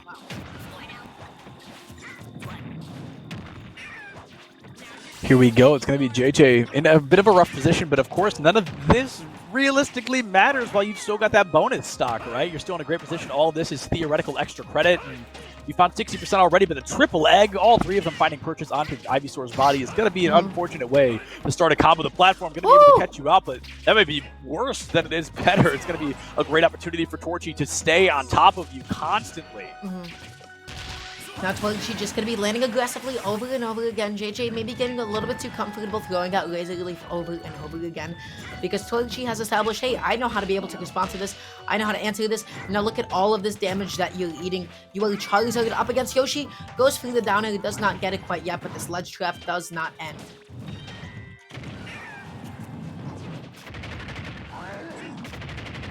.106, but it is not going to matter. Torchy trying to find some grade value here. Might even find the stock off JJ. That would be absolutely amazing. Torchy, like we talked about, probably one of the most consistent players that we have seen all evening, and that really does not seem to end. Wow, and you got to respect that out of shield. This could be the kill right here. Yes, it will be. Dash up smash. Just like that, Torchy has a 2-1 stock lead, and, you know, still on the first character for Dallas Baptist College, right? So now, another jab block. Ivysaur can definitely do that too. Doesn't get the forward, but so close. So close indeed. A very difficult matchup here, and if JJ loses this, I mean, it is going to all be on the shoulders of, I believe, the player's name was Bryce, who was subbing in for Loki. I'm not sure that's their gamer tag. That's just their name in the Discord, but it's still going to be the opportunity for that player to 1v3 just to take away a series win. You're not going to be able to kill. It is Town and City, of course, high ceiling, and Yoshi's a big boy. And JJ has finally taken out Torchy's last stock. But the question is it a little bit too late for SJU? Dashes right into the grab, gets the jab. Oh, man. Oh, man, indeed. All these grabs over and over. And there it is. Torchy with one stock is going to be able to walk away from that series. Not quite 3-0ing JJ, but still walking away from that at all is a statistical anomaly. One stock remaining, only one player remaining for the side of SJU if they want to win this. DBU, they lost the first series, and they are not looking to lose anything after. Yeah, for sure. So I think Torchy was just so aggressive. JJ definitely could not keep up with that pace. And that is so different from what we saw the last time around. Where it was JJ going up against Torchy, because JJ was doing so well, catching so many jumps and keeping it really competitive. This was not even at all. Yeah, not even in the slightest. Unfortunately, that is going to be Torchy doing a phenomenal job. Torchy doing Torchy things at this point truly has just been a blind side across the board. They've got one stock remaining. They've lost one stock per matchup so far. So hypothetically, statistically, they're going to be losing this one too. Like I said, I believe the player's name is just Bryce. Yeah, I believe it's just Bryce, who has confirmed they are going to be joining us for this final match, or possibly final matchup tonight. Now, I do know a couple of Bryces in, you know, Super Smash Bros. Ultimate. There's also like one that's like pretty well known as a King Ddd player. This one has a King Kiddo profile picture though, so I don't know. Probably maybe something related to Donkey Kong. We'll be seeing coming on up. I don't know. My profile picture on Smash Online is like, I don't know what it is. I think it's something. I think it's Mario, and I don't play Mario, so I don't know. That might be a little bit of misdirection. Yeah. I do. I think he's a neat guy. I think he's a silly little goofy guy. I also don't admit who I play anymore. People aren't allowed to know that. Why? Because a lot of deep dark secrets. My main and my secondary are both shameful. I can't say them out loud, especially not on broadcast. I mean, it's like you're setting us up now. No one gets to know. It's gonna be a big letdown if we don't know. I'm just gonna say that I play Ness, and that's like fine. This is a cliffhanger. This is a cliffhanger for next week. Yeah, there's still can't say. The characters. We're waiting for them to jump on, and Seth Villains has also not announced his characters quite yet. So it's actually in my Twitter bio, but a lot of these people probably don't follow me on Twitter, so I'm not gonna say. Are you gonna look it up right now? Oh man, I wish I had the plushie with me, but it's in the dash bar. I don't have the plushie next to me. Olimar? Yeah, it's actually Alf, but it just feels better to say Olimar. Yeah, see, this is why I didn't want to tell you. This is why I didn't want to say anything. To be fair, my Olimar goes kind of crazy. If I do say so myself. Yeah, you know what? I wish sometimes ignorance is actually bliss. I told you, Dara. I warned you. I gave you so many warnings. I told you so many times. But no, you wanted to know. The truth hurts. I wanted to know, and look what happened to me as a result. So I just gotta hold that. So now, We're just gonna be waiting for them to jump on into the arena, and it seems like Bryce will be playing Oh! King DDD. Oh, okay, yes. So this is the King DDD that I know. Awesome, hell yeah. Yeah, it's Let's gonna go. be a DDD. I love seeing people play DDD. I think he's such a weird character, and I think he's very unlike anybody else in this game. It's really gonna be all about the timing and the patience, and basically, it's a story of the Gordos. Yeah, no, I am a King DDD enthusiast. I am also a Bryce enthusiast. So this is definitely going to be an exciting one going into this. Now, granted, I do want to point out, Yoshi DDD is not an easy matchup by any not at all. means. This is where it definitely gets really, really difficult because he stuffs out jumps, and his punish game is like none other. You can also smack back Gordos like nobody else. Yeah, I mean, DDD, he's also on the slower side, especially compared to Yoshi. He's a heavy guy. He's got a massive hurt box, and there's a lot of ways to punish him. We can see that already. Torchy is just all over this, and we're in one of those scenarios, again, where Torchy's current goal is not to win. It is to take as many stocks as possible. If that turns into 3 stocks, incredible. Truly breathtaking. Ooh, almost getting that dash attack that may have actually been able to kill here, but one good back in is now going to put Bryce into the corner. Forder, maybe a little bit misspaced, maybe looking for a cross-up, almost getting that back here that time around. Torchy just needs to take any kind of stock here, but not going to be able to do so as they just fall into that up smash. Bryce taking that stock without losing any of their own. Yeah, I mean, a great way to start it. Like you said, Bryce, that DDD player, you knew who they were before they joined us tonight, so clearly there is some tales to be told about what this DDD player can do. They had the stock advantage, they had the opportunity advantage, and to walk away from that without losing a single stock, truly, I mean, best case scenario, literally. Yeah, no, Bryce is a very, very talented player, somebody that I'm a bit familiar with, somebody whose sets I have seen before. So, you know what, DBU is definitely not out of it quite yet. They had to send in their captain, they had to send in their guy. And this is definitely a substitution that is paying for itself. So I believe instead of Torchy, who else do they have left? They have Conk, the Zillisuit Samus, and they also have King, the King K. Rool. Yeah. Minixo as well, that Ridley we did see a little bit of. And in this current scenario, there's 2 players left, right? Yeah, because Torchy was just tearing it up single-handedly. I would hypothesize Conk comes in next, I think. And if Conk gets 3 stock, then I think we see Minixo again. We're going to have the duel of the heavies. But ZSS kind of has the same advantage as Yoshi here, right? DDD's going to struggle in that matchup. DDD is going to struggle in a lot of matchups. That character is not particularly good, but you know what he's good at? He's good at making you feel bad about yourself. And DDD is one of the biggest vibe checks out of anybody in the cast. Now, when it comes to actually ledge trapping ZSS, that's where it gets really difficult. That's where, you know, somebody like DDD shines throughout Gordo. But once again, calling out flip kick is always going to be a menace. But it seems like DBU will be putting in Minixo. Oh, okay, so we're going right for the battle of the heavies here. We're going to just be bringing Minixo out the gate. Ridley V Ddd. This is a matchup I can confidently say I have never seen before. Yeah, this one's a little bit interesting. It's always like a little bit goofy seeing a couple of heavyweights go at it. DDD has a lot of big follow-ups on Ridley, down through the forwarders, and you know, you can find some big stuff out of Inhale as well. But if Ridley just plays back, camps at like a mid-range and just waits for the Gordo, waits for the dash, waits for the jump, Ridley, typically speaking, is always really good at playing second beat in this kind of a matchup. Yeah.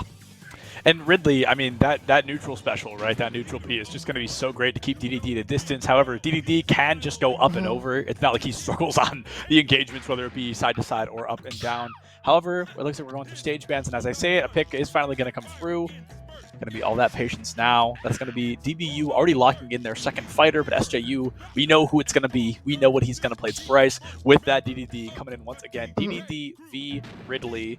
The stage is all that we really don't know. Yeah.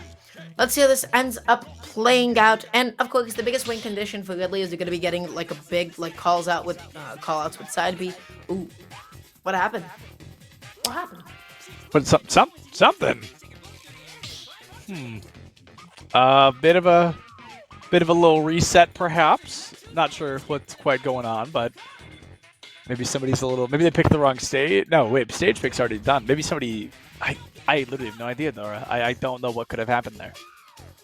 I wouldn't be able to tell you either, so I guess we're just going to be left guessing. But now they finally selected everything that they need to, so hopefully they'll be jumping on in shortly. Yeah, we can only wait. Patience is the name of the game here tonight. We learned that after the very first disconnect in our very first round. Now we just be waiting. We be sitting and waiting and hanging out, doing what we can do. Yes, we've said it. I will say it again. I'm an Olimar player, and I stand by it. I shouldn't have been embarrassed. My Olimar's fantastic. And it's not even Olimar. It's the pink elf, because I think he's cute. That's all I have to say about that. Man, I just couldn't relate less. But I have no idea what's going to be going on with SJU. In the meantime, we're just going to be waiting for them to get into the arena. What's going on, guys? There we go. There the we battle go. is about to Yeah. start. We're finally Let's go. jumping in to what could, as all of them will be until the bitter end, possibly our final fight of the night. Okay, let's see how this ends up playing out. Seems like they will be opting to go to Kalos. Ooh, this is a really good stage for DDD. A lot of open space.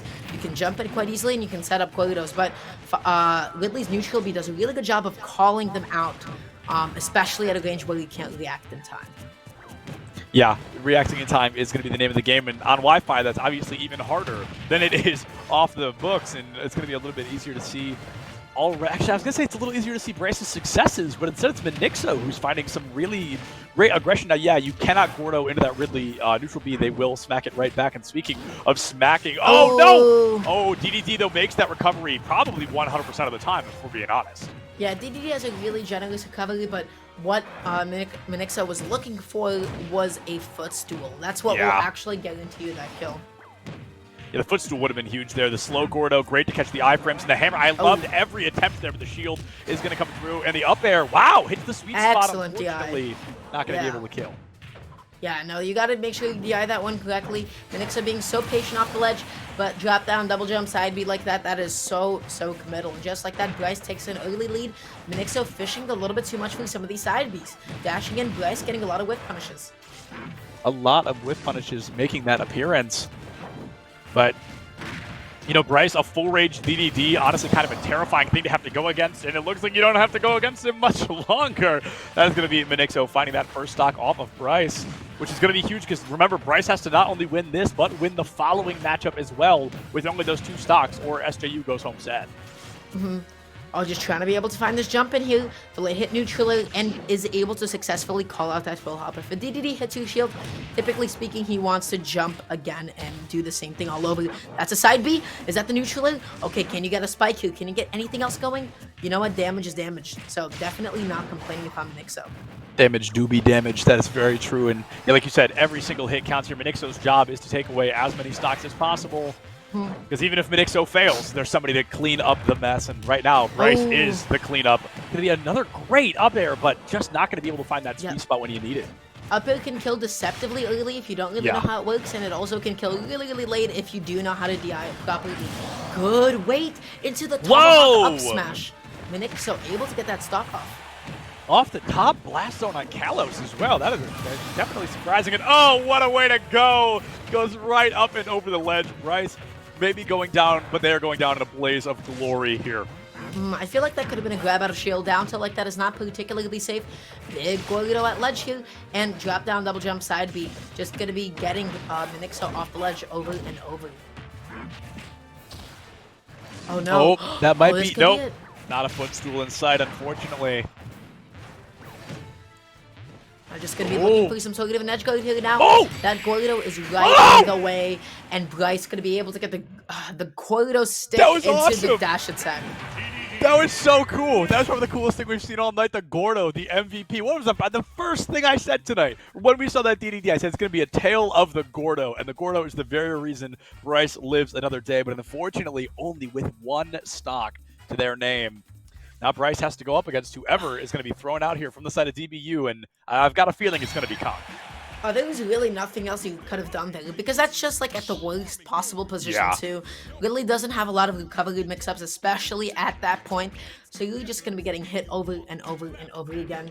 And Bryce, you know what, was able to lock the position down and was able to get the kill. Now, Bryce only has 1 stock left. This is going to be a bit of a challenge for the DBU. If they can actually, a bit of a challenge for SJU and by extension, Bryce, to see if they can clean this up. Cleaning it up is going to be tough because no matter who Bryce goes up against, everybody we've seen from the side of DBU tonight is very, very strong. And now we're just going to have to see. It looks like there's nothing in the chat quite yet on who is going to be joining us for the final matchup, the guaranteed final round. We've got somebody from DBU typing right now, and it's Conk, the man himself, making an appearance. He's going to be coming in on that ZSS. And DDD still at a massive disadvantage here. Yeah, no, it's tough. You're not going to be landing a lot of Gordos on ZSS because so as long as she is fading back and playing away, that's going to be a lot of retreating Zerus, and Zerus is just strong enough to be able to knock back Gordo. So as long as you can play keep away and get you follow-ups, man, you can get some big follow-ups on DDD. Up air chains, falling neutral airs galore. You can custom combo him to death. The custom combos can be beautiful. DDD is so unbelievably easy to hit in this matchup, and it could definitely be a cakewalk. It could be a very easy, very efficient matchup for Conk, but who knows? We've seen Bryce. Bryce has clearly proven themselves as a very strong DDD player, and there's definitely an opportunity. We're definitely talking down a little bit just off of statistics and off of opportunities and possibilities, but there's definitely a world where this is won. Yeah, for sure. DDD has a lot of cheese. You can get, dash attack 2 frames. You can find some sort of Gordo into down smash ledge trap at the ledge as well. There's a whole lot of vibe checks, especially when it comes to at the ledge. The question is Conk experienced enough to be able to go into this and have an answer to some of those situations? The answer to those situations is going to be fascinating, truly. I'm trying to think of the DDD kit. What are the appropriate actions? What are the good responses against ZSS? And mobility, I think, is going to be the only real name of the game. Yeah, you got to be really patient. You got to dash and shield a lot. You got to space a lot of F tilts as well to be able to catch dashes as DDD. Otherwise, you got to play second beat, you got to play keep away, and you got to be careful to not to commit to anything else because ZSS can out-button you every step of the way. So we'll be going to small battlefield for our final set of the evening. Small battlefield, and this is going to be interesting. It's very open, which can give DDD a bit of a solid advantage, but ZSS also is going to be able to keep you off stage for a majority of the matchup, and that's exactly where she wants you. We're just going to be playing back a little bit. Just going to be trying to neutral be the Gordo. And just like that already, Bryce, not having a clear opening. That's Conk pressing a button in the arc of the Gordo. Just able to get past them. 30-30 right now, but of course a massive 2-stock advantage here for Conk. Truly, you can play as slow as you want, and I think Conk just comes out on top of this no matter what. Just jumping and fading back and coming in with all sorts of big reverses. That's a tech roll in, that's a neutraler, and does not find the up air follow-up. Neutraler hitting a little bit too late, and good DI from Bryce is going to keep them living a little bit longer. Oh, I like that. A bit of a timing mix-up on shield. Landing with down air like that definitely caught Bryce off guard. Yeah, Bryce being caught off guard for sure, but Bryce trying to catch Conk off guard just a little bit. Unfortunately, there's not going to be any real follow-up. A great eat on the laser there. Oh, nah, I think that was a bit of a bait. Conk was able to shoot it, bait it out, and then actually punish Bryce in the end lag of all that. Now, how does Conk actually successfully land? So ambiguous. Wow. Ambiguity definitely seems to be Konk's strong suit. We've seen that in pretty much every matchup so far. Now, 1% differential, but with DDD already being at 100+% with still 2 stocks to go, if they even manage to take this one, it's going to feel quite difficult. What? Okay. Up tilt gonna be trading with Downby there, and if I'm Bryce, I'm chilling. I was still able to take off that stock at the end of the day, missing the tech, and now put at the ledge. That could have been so awful. Yeah, that definitely could be very awful here. And I mean, 141. The silver lining is that we're getting. Oh no. Oh no. Oh no. Well. Okay. That's not what you want to see. So what now? Now we just sit and wait for hypotheticals.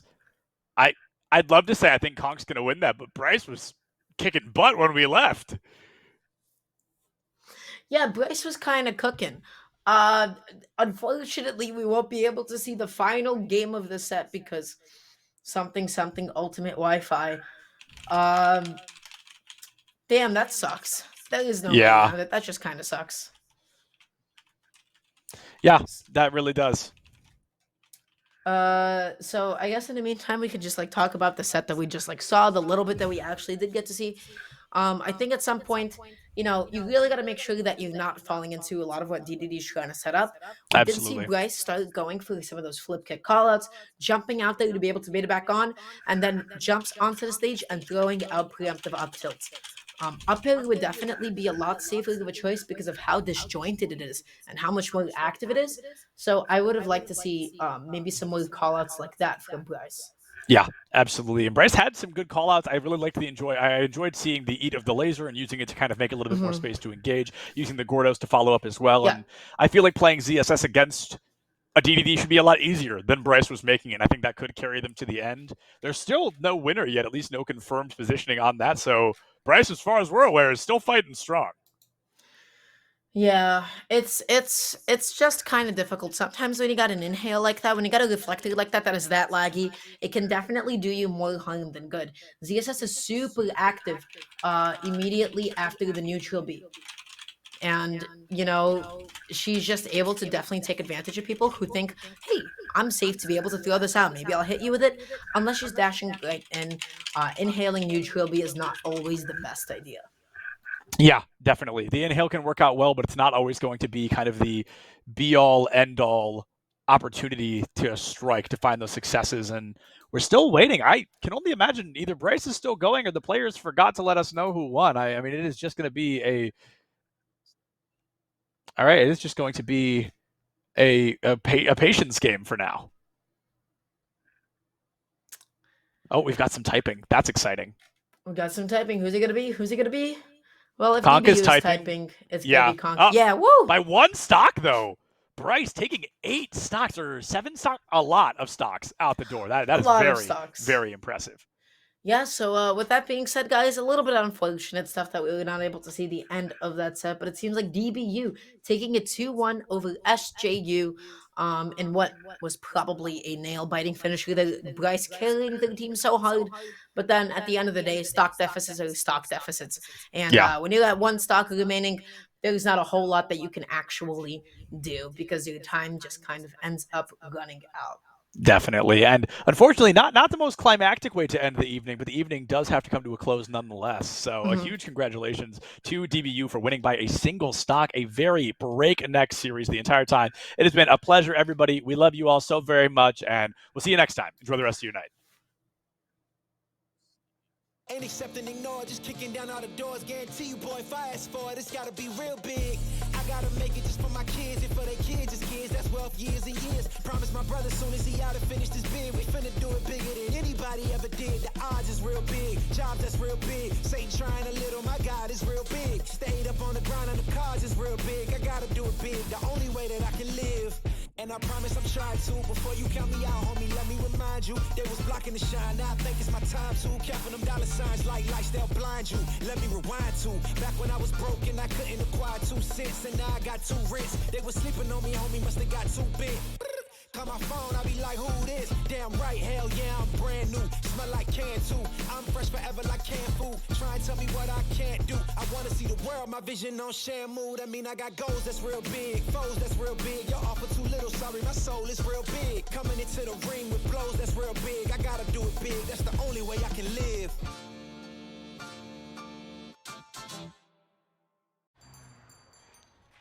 What will you like today? Another Cloud 2 classic? I'll stick with the usual. Maybe take a little bit off the sides.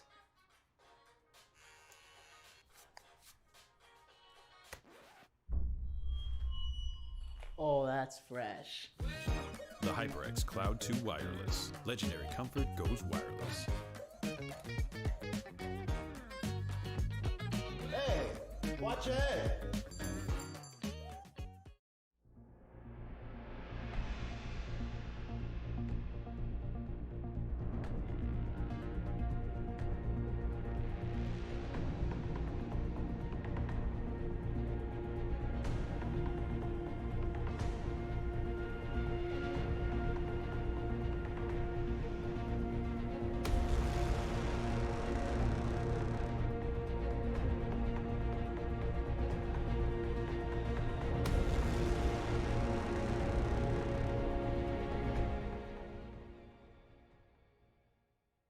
What sound experience would you like today? I'll have the fantasy pack. Good choice.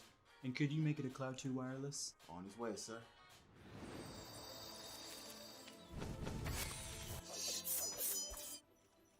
Sounds amazing.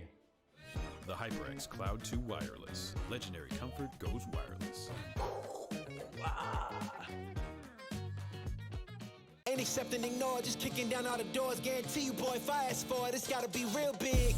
I gotta make it just for my kids and for their kids, just kids. That's wealth years and years. Promise my brother soon as he out and finish this bid, we finna do it bigger than anybody ever did. The odds is real big, jobs that's real big. Satan trying a little, my God is real big. Stayed up on the grind on the cars is real big. I gotta do it big, the only way that I can live.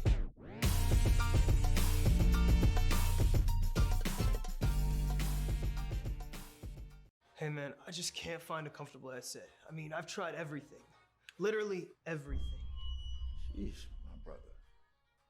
I got you. The HyperX Cloud 2 Wireless. Legendary comfort goes wireless. That is comfortable.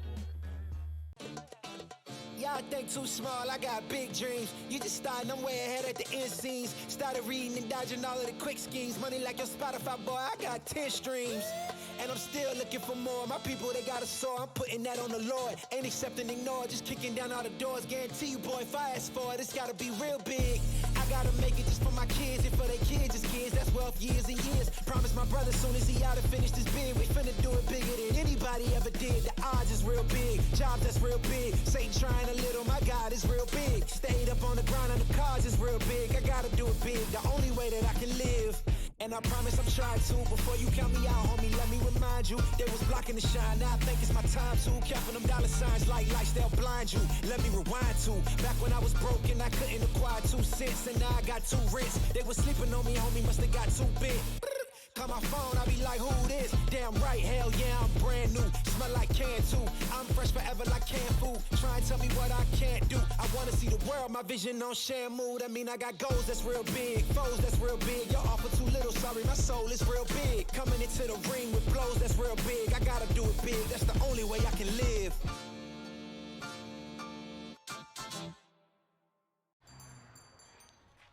What will you like today?